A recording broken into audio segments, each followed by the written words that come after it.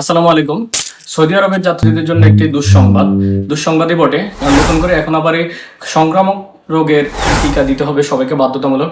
ফেব্রুয়ারির 1 তারিখ থেকে সৌদি আরবের যত যাত্রীগণ সৌদি আরবে ওমরা পালন, ফ্যামিলি ভিজিট এর জন্য অথবা বড় হজের জন্য যাচ্ছেন, তারা অবশ্যই মাথায় রাখবেন আপনারা ফ্লাইটের 10 দিন আগে আপনাদের সংক্রামক যে নতুন করে রোগ সৃষ্টি হয়েছে সেটা টিকা দিতে হবে। কেউ টিকা না দিয়ে ফ্লাইট করতে যান তাহলে আপনার ফ্লাইট বাতিল হবে, আপনার ফ্লাইট দিবে না। নতুন করে এই তথ্য জানিয়েছে সৌদি আরবের স্বাস্থ্য মন্ত্রণালয়। আপনাদের অবগতির জন্য আরো জানানো যাচ্ছে যে আপনারা যে টিকা দিবেন, টিকার সার্টিফিকেটের সাথে আপনার পাসপোর্টের অবশ্যই নাম এবং পাসপোর্ট নাম্বার একই রকম থাকতে হবে এবং পাসপোর্ট নাম্বার এবং নাম উল্লেখ থাকতে হবে সার্টিফিকেটের মধ্যে।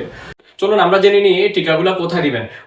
যেহেতু এখনো পর্যন্ত লোকাল এরিয়াতে অথবা বিভিন্ন জায়গাতে টিকা পাওয়া যায় না সচরাচর, এই কারণে আমরা আপনাদেরকে জানাচ্ছি কোথায় টিকাগুলো পাবেন। ইবনে সিনা হাসপাতাল ধানমন্ডিতে, এখানে দুই ধরনের টিকা আছে, একটা হলো 1000 টাকা, একটা হলো 4500 টাকা।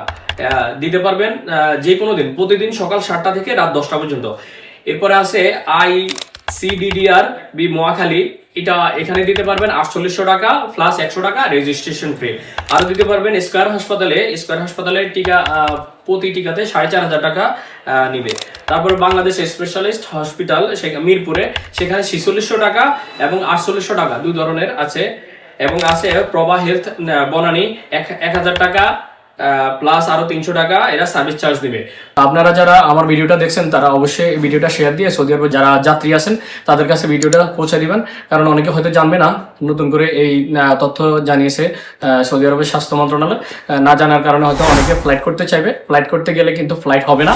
এই জন্য পূর্ব থেকে যদি তারা প্রস্তুতি নিয়ে যায় এয়ারপোর্টে, তাহলে সে ফ্লাইট করতে পারবে। ধন্যবাদ সবাইকে, সবাই ভালো থাকবেন। পরবর্তী নির্দেশ আসলে অবশ্যই আপনাদেরকে জানিয়ে দেবো। আসসালামু আলাইকুম।